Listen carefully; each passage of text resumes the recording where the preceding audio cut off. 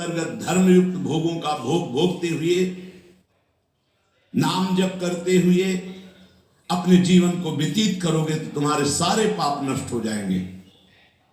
तुम्हें अन्य अलग कुछ नहीं अनुष्ठान करना पड़ेगा। नाम जप मात्र से तुम एक महान आनंद के भोक्ता बन जाओगे। तुम समस्त बंधनों से मुक्त हो जाओगे। ज्यादा कठिन नहीं, बस धर्मयुक्त सीमा में रहकर नाम जप करना है। पर आजकल पता ही नहीं कि धर्म किसे कहते हैं। कोई बिरला ही महापुरुष जानता है। नहीं तो धर्म के नाम पर केवल वासनाओं की पूर्ति का खेल खेला जाता है। ये महापुरुषों के वचन हैं, जरूर सुनने चाहिए। कड़वे हैं पर बहुत औषधि का काम करेंगे। महापुरुष ये नहीं सोचते कि सामने वाले को बुरा लगेगा। हम चाहते हैं कि बुरा लगे और तुम अच्छे बनो, बुरा लगे तुम गंदी बातों को छोड़ो।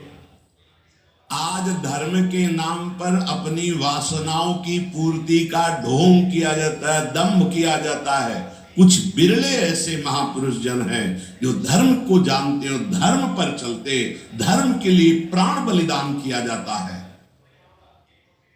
उस प्रभु को तुम धोखा देना चाहते हो जो तुम्हारे अंदर बैठा है, जो सर्वज्ञ है, सर्वांतर्यामी है। कौन देखता है यहां? अरे क्या वो देख रहा है जो निर्णायक है। उसको किसी वकील या गवाह की जरूरत नहीं है। वो तुम्हारे अंदर बैठा देख रहा है। जहां तुम संकल्प कर रहे हो वही वो देख रहा है। जो गुरु से डरता है, भगवान से डरता है, वो माया से निर्भय हो जाता है। जो गुरु से नहीं डरता, माया उसे बरबस बलात् ऐसे आचरण कराती कि रात दिन डरना पड़ता है और दुर्गति प्राप्त होती है। भगवान का नाम बहुत दिव्य है। अभी तक जो गलती हुई उसका सुधार करने के लिए आपको अवसर दिया है। ये जो सत्संग मिल रहा है कृपा पात्रों को मिल रहा है, जिनके कानों में सत्संग पहुंच रहा है और उनको विश्वास है कि इस हमारा कल्याण करने के लिए भगवान ने हमारे कानों तक ये सत्संग पहुंचाया है। अगलो नशानी अब नाम शयू। अब तक जो गलती हुई अब नहीं करेंगे। भगवान नाम को भूल करके, धर्म की अवहेलना करके कोई भी हो उसका सर्वनाश, पतन निश्चित है। सर्वनाश का तात्पर्य होता है ये जो तुम्हारी श्वासें मिली, तुम्हें बुद्धि मिली, दोनों खत्म हो जाएंगी। ज्यादा अपराध बन जाएगा, काल मृत्यु हो जाएगी। ये श्वासें बहुत कीमती। देखो अभी अवसर मिला है तो तुम्हें माया समझने नहीं दे रही। जहां ये शरीर छूटा फिर तुम्हारे बस की कोई बात नहीं बनी। तुमको जबरदस्ती अवश्य में भोक्तव्यम कृतम कर्म शुभाशुभम, दंड भोग। जब जेल मिल जाती है ना तब तुम्हारी कुछ नहीं चलेगी। जो वहां का सिद्धांत है उसके अनुसार चलोगे, नहीं तो और दंड पे दंड भोगना पड़ेगा। फिर 83,99,999 योनियां, इनमें कौन सी योनि है जिसमें सुख मिल पावे? केवल क्लेश ही क्लेश। अपनी बात नहीं कह सकते, अपनी रक्षा नहीं कर सकते, अपने कल्याण के लिए कुछ सोच नहीं सकते किसी भी योनि में, चाहे देवता क्यों न बने हो। देवता भी भोग योनि है, कर्म योनि नहीं। केवल मनुष्य कर्म योनि, भारत भूमि। इसलिए परम साधन, परम साध्य श्री भगवान का नाम है। इस कलयुग में और कोई साधना हो पाना बहुत कठिन है।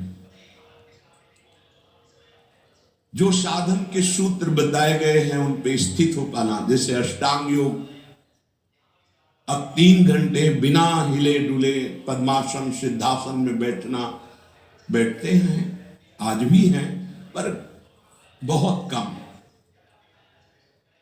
मंत्रों को सिद्ध कर लेना आज मजाक माना जाता है कि ऐसा कैसे हो सकता है, मंत्रों से भगवान प्रतिष्ठित हो जाएगा। अरे भगवान का अवतार हो गया। राम जी की प्राण प्रतिष्ठा में तुम्हें ऐसा लगता है कि कैसे ऐसे हो सकता है? तो राम जी जब प्रकट हुए तो मंत्रों से ही हुए।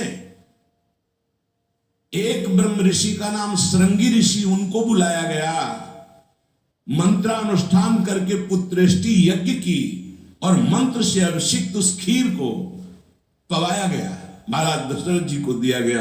उन्होंने अपनी 3 रानियों को विभाजित किया।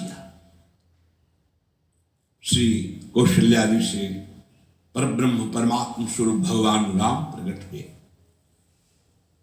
सुमित्रा जी से लक्ष्मण और शत्रुघ्न प्रकट हुए। कैकेयी माता से महान प्रेम मूर्ति भरत जी प्रकट हुए। ये कैसे प्रकट हुए? मंत्र से।